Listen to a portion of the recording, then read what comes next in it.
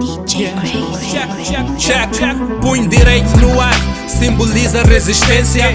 Veja a expressão neste som de resiliência. Marca passo, abra espaço, faça continência, faça vénia.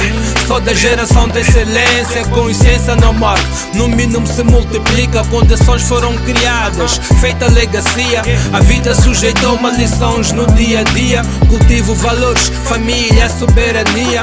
Rap, introspecção, íntima investigação. Autorrevelação, permanente demonstração. Rap é mesmo isto, libertar o meu íntimo, abrangir, interagir, conteúdo enriquecido. Abraço respeitoso, vai para os pioneiros, impulsionadores, detém o título de imbondeiros. Big up, vai para a geração intermediária. Estes fazem a ponte da nova e velha guarda. Meu respeito é estendido aos continuadores. Sangue novo, sementes brotaram, sucessores, seguidores. Prefiro o fiel que 10 falsos. Distancia-te, sai do raio, fica de lado. Isto é rap, introspecção. Sente o conteúdo, flame deu drum. Aumenta o volume, sem interrupções. No movimento continuo, legacia. Passagem de testemunho, isto é rap, introspecção. Sente o conteúdo, flame deu drum. Aumenta o volume, sem interrupções. No movimento eu continuo, legacia.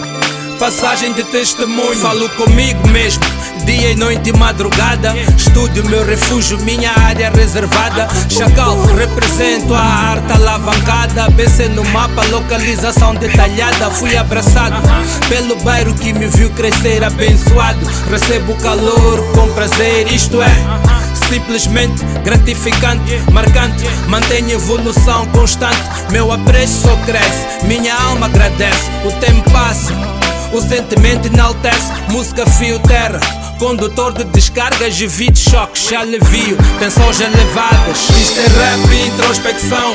Sente o conteúdo, flame deu drum. Aumenta o volume, sem interrupções. No movimento eu continuo, legacia. Passagem de testemunho, isto é rap, introspecção. Sente o conteúdo, flame deu drum.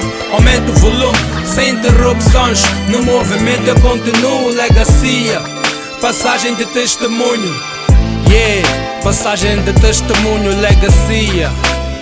Rap, introspecção.